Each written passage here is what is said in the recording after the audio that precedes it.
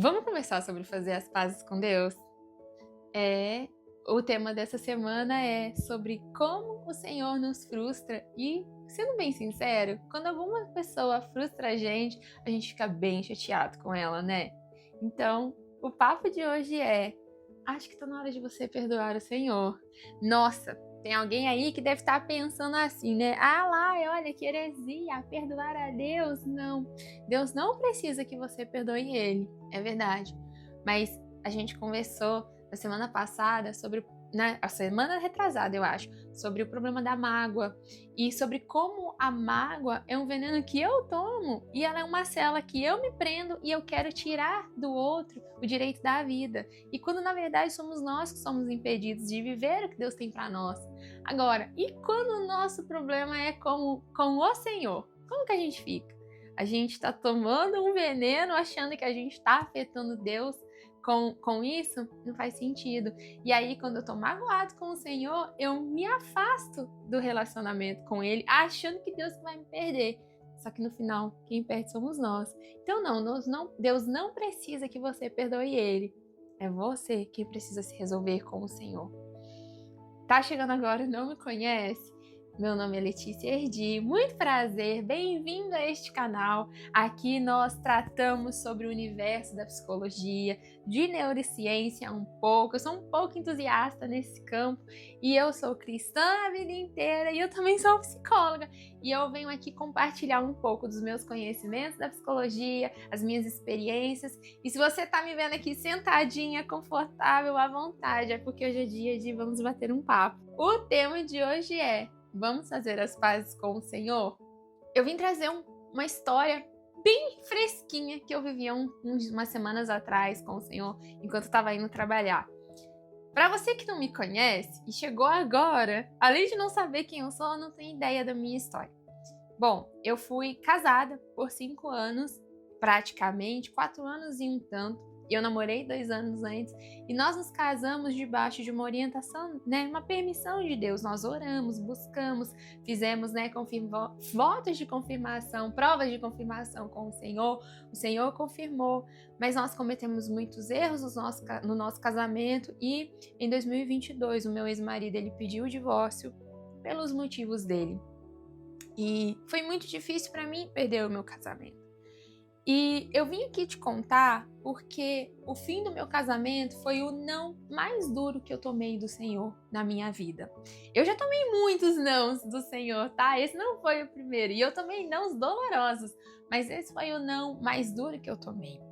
E acontece é que eu lutei no Senhor pela restauração do meu casamento por um bom tempo.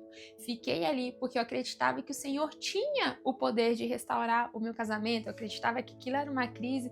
E sabe, o Senhor, ele tinha como tem e como sempre terá o poder de restaurar qualquer coisa. Só que o que acontece é que quando a gente fala de relacionamento, não depende só de uma pessoa e depende que a outra pessoa também esteja disposta. E talvez você está aqui assistindo esse vídeo, você passou pela mesma prova que eu passei e você viu que o seu casamento não foi restaurado, mesmo você tendo se casado debaixo de uma bênção do Senhor sobre a sua vida. E aí pode ser que você tenha vivido o que eu estava vivendo. Eu superei o meu sentimento, superei a dor do fim, mas o que eu não conseguia era entender a permissão de Deus. Essa semana a gente está falando sobre o poder da frustração. E lembra que eu falei no vídeo na terça-feira que o não do Senhor, ele é castrador, ele nos tira toda a possibilidade de avançar em direção àquilo que nós queríamos. E que ele é castrador, o não ele é tão doloroso porque o não, a intenção do não está em quem tem o poder de tomar a decisão. E nós nos sentimos reféns daquele não que a gente tomou. E sabe, aquele sentimento de pirraça mesmo, de querer brigar e querer entender. E por que você está fazendo isso comigo? E bom, eu entendi que meu casamento tinha acabado e que não foi por uma vontade de Deus que meu casamento acabou, mas por uma consequência, né, de más atitudes durante o casamento, mas eu não entendia o porquê Deus tinha permitido. Eu não entendia. E eu fiquei muito tempo nessa peleja com Deus, porque, gente, a Bíblia, ela é muito taxativa quando o assunto é divórcio. Ela não deixa margem de interpretação. Deus abomina o divórcio e é isso, tá? Não quer dizer que Deus não permita o divórcio. Deus permite o divórcio. Então, deixa eu até dar uma pausa aqui, porque às vezes você vive num relacionamento onde você está vivendo uma violência doméstica e você acredita que isso, né, você está presa a este casamento porque Deus abomina o divórcio, mas Deus ama você e você precisa entender que o Senhor morreu na cruz, mandou o filho dele morrer na cruz por você e que Deus jamais te faria ficar num relacionamento de violência doméstica. Então, se você está vivendo um caso desse, eu quero muito te encorajar a você procurar o seu direito na lei e pedir apoio aí onde você está agora. Procura a delegacia mais perto de você, porque não é isso que o Senhor tem para você e você precisa preservar a sua vida. Aqui o princípio é de preservação da vida. Deus quer que você fique vivo, entende? Então busque ajuda. Salva esses casos e alguns outros casos em que, né, a coisa realmente, muita traição, muita tentativa e o casamento acaba. Mas ainda assim, quando os fariseus vão confrontar Jesus a respeito do divórcio, ele fala que mesmo em caso de adultério, no começo, um homem ia ficar casado com a sua mulher pro resto da vida, custasse o que custasse. E eu ficava com isso na minha cabeça. Deus, por que o Senhor permitiu eu passar por isso? Porque o Senhor não tem prazer no divórcio. E, gente, eu sei que a resposta, ela era muito óbvia, mas eu queria entender, eu queria que Deus contasse que era parte de um plano místico e que Deus me desse alguma satisfação. Que Ele me falasse isso, aquilo, outro, porque Ele permitiu, porque lá na frente isso faria sentido por causa disso, daquilo, outro. E eu me lembro que eu tava no meu carro, acho que pela milésima vez, me perguntando sobre isso. E eu estava dirigindo, indo trabalhar, e eu entrei nesse assunto com Deus, e o Senhor foi muito duro comigo. E Ele me disse assim, eu não quero mais que você volte nesse questionamento. E eu estranhei, falei, você tá doida? O que eu tô pensando aqui? E veio de novo, eu não quero mais que você volte nesse questionamento. Eu não vou te dar satisfação do porquê eu não restaurei. Eu me senti ali na hora, sabe, envergonhadinha. Ai, eu passei carão. E o Senhor continuou falando ao meu coração. Ele falou assim, a você basta saber que eu sou bom e que a minha vontade ela é boa, perfeita e agradável. E Ele continuou falando no meu coração, porque eu permito que crianças morram, porque eu permito que pessoas boas sejam recolhidas vítimas de câncer, porque eu permito que coisas ruins aconteçam na vida de pessoas que não mereciam. Todas essas coisas dizem respeito ao meu plano e quem tem que saber do plano sou eu, e a você cabe me obedecer e confiar que eu sou bom. Foi tudo que eu ouvi do Senhor. Dentro do meu carro, indo trabalhar, cheguei com a maior cara quente assim, uma vontade de chorar, porque o Senhor disse que Ele estava ouvindo até os meus pensamentos, que não eram uma oração, mas que Ele estava de olho nos meus pensamentos e que Ele não me queria mais naquele lugar e que eu ia dormir sem a minha resposta. E que eu ia viver, né? Não dormir não, eu ia passar a minha vida, sei lá quantos anos que eu tenho pela frente sem a minha resposta. E entendi que eu ia ter que ativar a minha fé e a minha confiança em Deus e abandonar o meu questionamento. E por que eu vim te contar isso?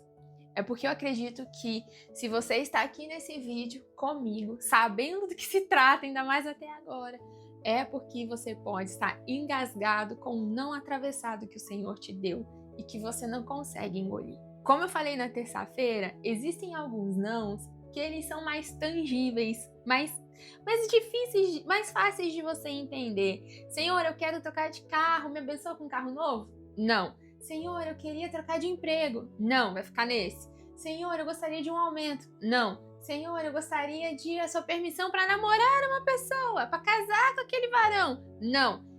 Então, alguns não são mais simples e eles causam sim uma certa revolta, mas alguns não, eles são mais difíceis.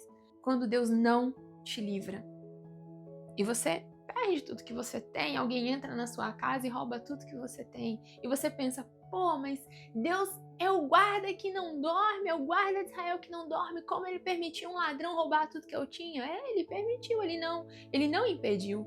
Quando não é uma doença. Não, eu não vou te curar. Não, eu não vou fazer milagre.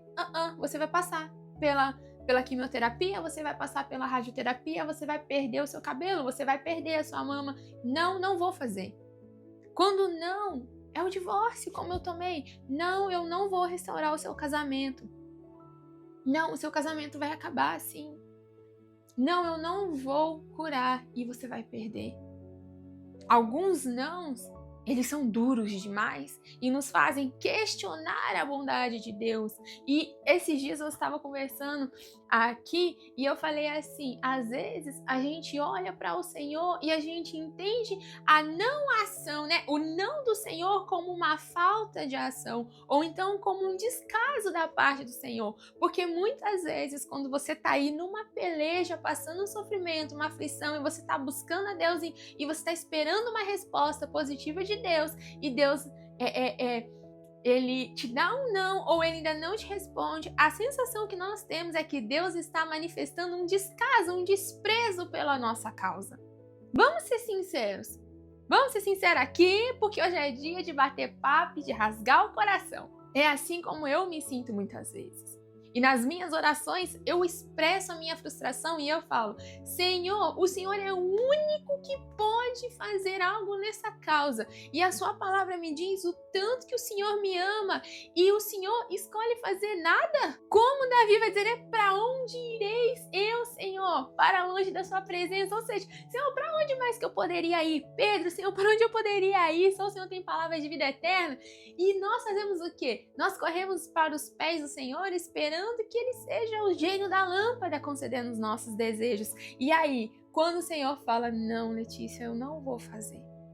Lembra que eu contei pra você que o meu pai, o que eu fazia? Eu me emburrava, fechava a cara e saía marchando, pisando duro. E aí, Deus, porque o Senhor não me ama. E o Senhor tá indiferente comigo. O Senhor tem um descaso pela minha pessoa. E aí, às vezes, você até sai da igreja, né? Porque Deus não impediu seu filho de morrer. Deus não impediu a sua, né? Você não deixou de perder o seu cônjuge para um câncer, para uma doença. Quantos de nós perdemos familiares na pandemia? Deus poderia ter privado todos os crentes de sofrer de Covid, mas quantas igrejas na Europa ficaram completamente vazias porque a maioria dos membros morreram? E aí a gente acredita que Deus, Ele é cruel, porque Ele não nos poupa de sofrimentos terríveis. E aí fica a gente aqui, né? Com o nosso coração frustrado com o Senhor, acredito, duvidando da vontade de Deus, ou então você tá aí, né? Hipócrita de maré desse. Não, porque a vontade de Deus é boa, perfeita e agradável. E sigo firme nas promessas, não vou desanimar. E você continua indo na igreja. Mas é tudo o que você está fazendo, indo na igreja. E você tá aí, religioso, escondendo do Senhor o conteúdo fedido que está dentro do seu coração, porque você acha que se você desabafar com o Senhor, né, como que eu posso dizer isso, né, que falta de respeito eu falar isso para Deus. Uai, o que é pior? Você ser sincero com Deus e Ele te falar a verdade sobre aquilo que você está vivendo, ou você ser mentiroso com o Senhor? Eu prefiro chegar no Senhor e falar, Deus, esse aqui é o meu lixo e eu sei que o Senhor aguenta. O Senhor me amou no meu pecado, então o Senhor vai me amar na minha honestidade. Tô fula da minha vida com o Senhor, porque para mim eu tô vivendo um descaso da sua parte. E aí eu permaneço no amor e na graça e passa um tempo e o Senhor começa a revelar o propósito que Ele tem para minha vida. Eu ouso dizer que talvez se eu não tivesse perdido o meu casamento, eu não estaria aqui. Eu estaria acomodada na mesma vida medíocre que eu vivia antes. Vivendo pela metade uma vida morna com o Senhor, sendo vomitada pelo Senhor no final das contas, porque é isso que Ele fala em Apocalipse. Porque você é morno, você não é quente nem frio, eu boto você pra fora. Jó fazia o quê? Eu quero pleitear a minha causa com o Senhor. Eu quero entender Por que ele decidiu que ele ia tirar tudo de mim? Qual foi o meu pecado? Eu quero entender esse não que Deus me deu de uma forma tão abrupta e que acabou com tudo que eu tinha. Eu perdi meus bens, eu perdi, né, meus gados, toda a minha riqueza, eu perdi todos os meus filhos de uma hora para outra. Onde estava o meu pecado? E eu tava ali, gente, no meu carro igual Jó. Qual que é a questão que fez com que o Senhor agisse dessa forma comigo? Onde estava Deus? Me traz Deus aqui porque eu quero uma audiência com Ele. Se eu pudesse, eu subiria ao céu e recorreria ao trono do Senhor. É exatamente isso o que Jó está expressando ali. E, gente, a gente vai vivendo umas coisinhas assim, né, nas nossas vidas, e a gente vai se identificando com os personagens da Bíblia. E eu estava muito identificada com Jó, gente. Lembra que eu falei no vídeo da mágoa? Se você não assistiu o nosso vídeo sobre o problema da mágoa, vai lá e assiste, que eu tô falando sobre a quebra das expectativas e como nós nos relacionamos com as pessoas a partir do nosso conteúdo que nós projetamos na vida das pessoas. E olha só que louco, nós nos relacionamos com Deus, mas nós não nos relacionamos com o Deus soberano. Deus Pai, Criador de todas as coisas. Não. Muitos de nós estamos nos relacionando com o Deus que nós estamos projetando a partir das nossas inseguranças e necessidades. Então, quando eu tenho uma doença, eu vou a um Deus curandeiro. Não é um Deus curador, é um Deus curandeiro. Ele está lá para me curar. Não é um Deus que cura todas as feridas, inclusive aquelas da minha alma que são decorrentes dessa enfermidade. Não, eu quero Deus curandeiro. Ó, eu vim te trazer aqui o meu dízimo e agora o Senhor me cura, obrigada de nada, tchau. Eu vou no Deus banqueiro. Eu não vou no Deus provedor. Eu vou no Deus que é o dono do ouro e da prata. Toma aqui, Senhor, o meu cheque, agora você me dá o meu dinheiro, obrigada, tô indo. E o Deus, não, eu não quero o Deus provedor que prover a paciência que eu preciso e a coragem e a perseverança que eu preciso para suportar a escassez. Eu vou no Deus casamenteiro, né? Eu vou no Deus casamenteiro que tem o varão certo do meu número para mim. E não, eu não vou num Deus que satisfará todas as minhas necessidades, inclusive as emocionais, em glória. Eu me relaciono com quem? Com aquele Deus que eu idealizei e que na maioria das vezes ele não é o Deus soberano, ele é um mordomo. Ou então não, Deus não é um pai, ele é um vovozinho bonzinho que dá presentinho para os netinhos.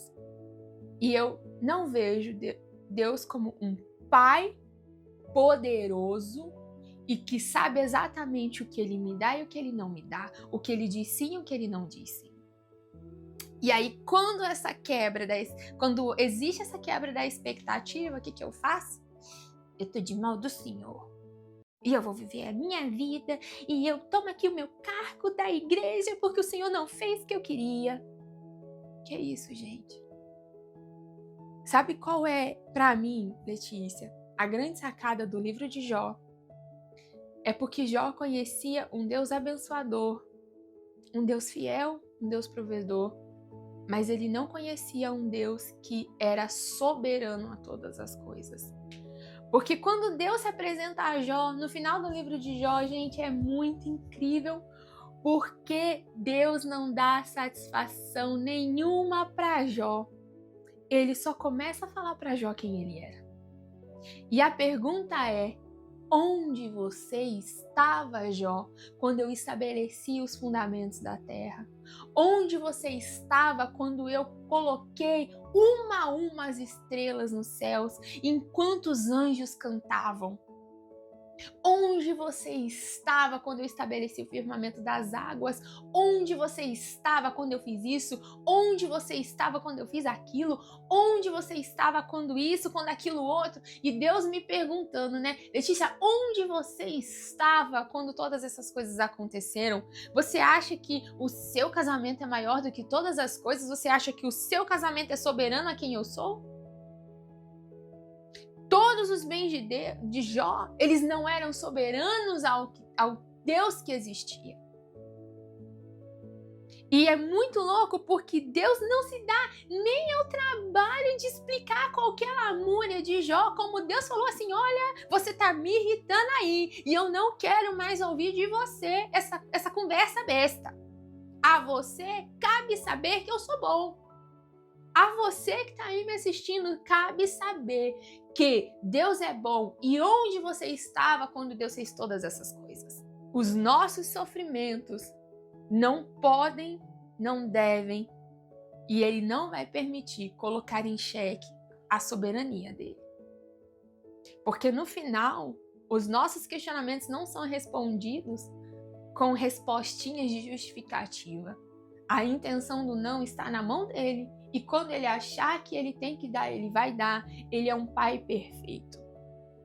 E ele é soberano. E ele não nos deve satisfação. Agora, o que cabe a nós?